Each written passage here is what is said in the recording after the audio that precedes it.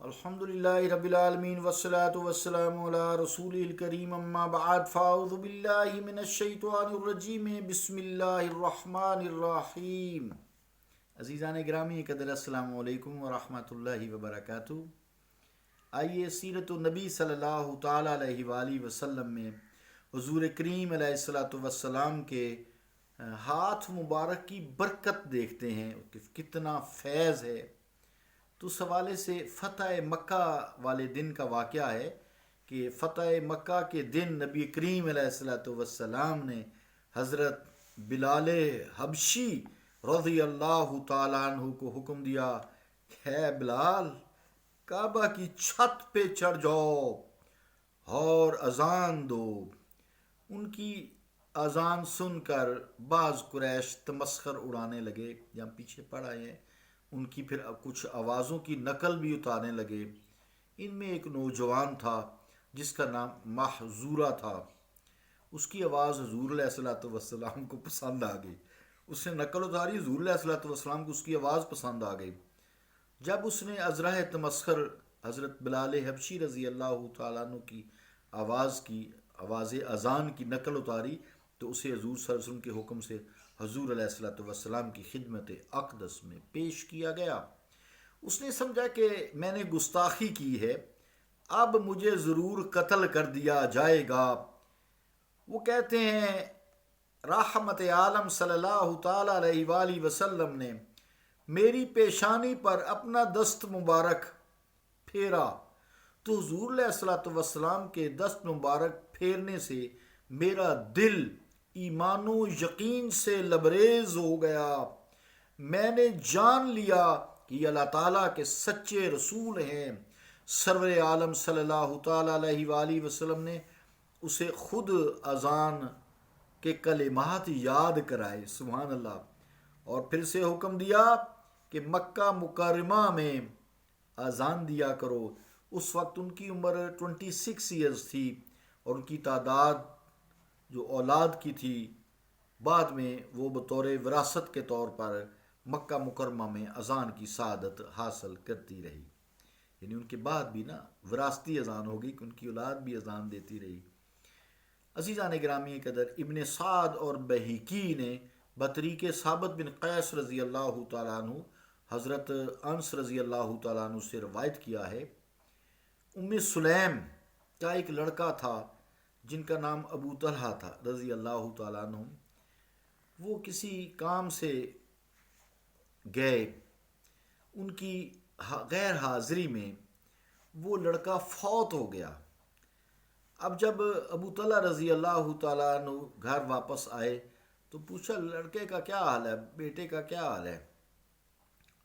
ام سلیم نے کہا رضی اللہ تعالیٰ عنہ اب وہ آرام سے ہے۔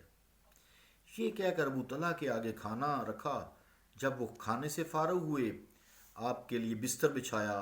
رات ابو طلحہ نے اپنی اہلیہ سے اور خوش دلی سے گزاری۔ صبح جب بیدار ہوئے تو ام سلیم نے کہا سبحان اللہ، یہ ہے مائیں۔ ام سلیم نے کہا رضی اللہ تعالیٰ عنہا،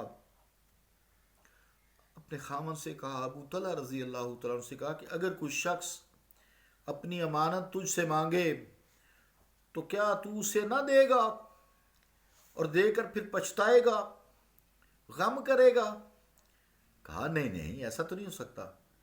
کہا تیرا لڑکا اللہ رب العالمین نے امانت دے کر واپس لے لی ہے۔ پھر ابو طلحہ رضی اللہ تعالیٰ عنہ نے یہ سارا ماجرا حضور صلی اللہ علیہ وآلہ وسلم کی خدمت اقدس میں عرض کیا۔ حضور علیہ الصلوۃ والسلام نے فرمایا خداوند کریم تمہاری آج کی رات کو تمہارے لیے بابرکت کر دے گا۔ چنانچہ حضور علیہ الصلوۃ والسلام کی دعا کی برکت سے خداوند کریم نے ان کو لڑکا عطا فرمایا۔ بیان کرتے ہیں کہ وہ لڑکا اپنے وقت میں سب سے زیادہ دعائے رسول جو تھی سب سے زیادہ نیک پرہیزگار تھا اور انصار میں اس سے زیادہ کوئی عابد نہ تھا۔ جب پیدا ہوا تو اس کو بارگاہ رسالت میں پیش کیا گیا۔ حضور علیہ الصلوۃ والسلام نے اس کی پیشانی پر ہاتھ پھیرا اور ان کا نام عبداللہ رکھا۔ جب تک زندہ رہے آپ کے دست مبارک پھیرنے کی جگہ بہت روشن اور نورانی نظر آتی تھی۔ امام بخاری رحمۃ اللہ علیہ نے تاریخ میں، اور بغوی اور ابن مندہ نے بطریق صاحب بن علا بن بشر رضی اللہ تعالیٰ عنہ نے اپنے باپ بشر بن معاویہ رضی اللہ تعالیٰ عنہ سے ایک روایت کیا ہے۔ وہ کہتے ہیں کہ میں اپنے باپ معاویہ بن ثور رضی اللہ تعالیٰ عنہ کے ساتھ جناب رسول کریم صلی اللہ علیہ وآلہ وسلم کی خدمت اقدس میں حاضر ہوا۔ رسول اللہ صلی اللہ علیہ وآلہ وسلم نے میرے سر پر ہاتھ پھیرا اور دعا دی۔ راوی کہتے ہیں جہاں حضور کا دست مبارک پھرا وہ جگہ بڑی چمکیلی اور روشن تھی، اور جب بھی کسی بیمار چیز پر ہاتھ پھیرتا اسے شفا ہو جاتی تھی۔ سبحان اللہ۔ واقدی ابو نعیم اور ابن اساکر نے ارباز بن ساریہ رضی اللہ تعالیٰ عنہ سے یہ حدیث روایت کی ہے کہ میں جنگ تبوک میں اللہ تعالیٰ کے پیارے رسول کریم صلی اللہ علیہ وآلہ وسلم کے ساتھ تھا۔ ایک رات حضور نے حضرت بلال رضی اللہ تعالیٰ عنہ سے پوچھا، بلال اس وقت کھانے کو کچھ ہے؟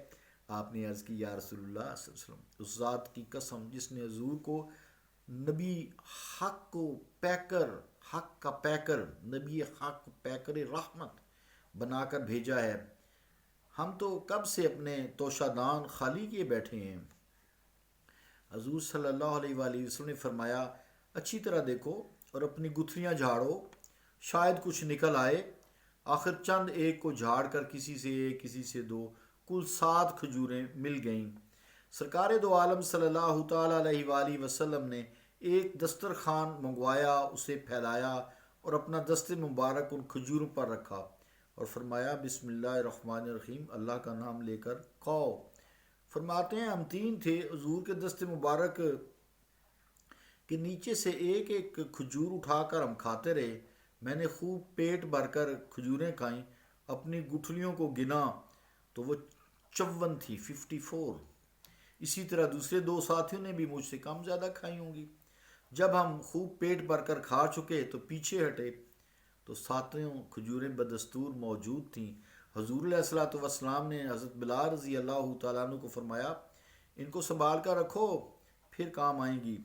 جب دن چڑھا اور کھانے کا وقت ہوا تو سرور عالم صلی اللہ تعالیٰ علیہ وآلہ وسلم نے حضرت بلال کو حکم دیا کہ وہ 7 کھجوریں لے آئیں۔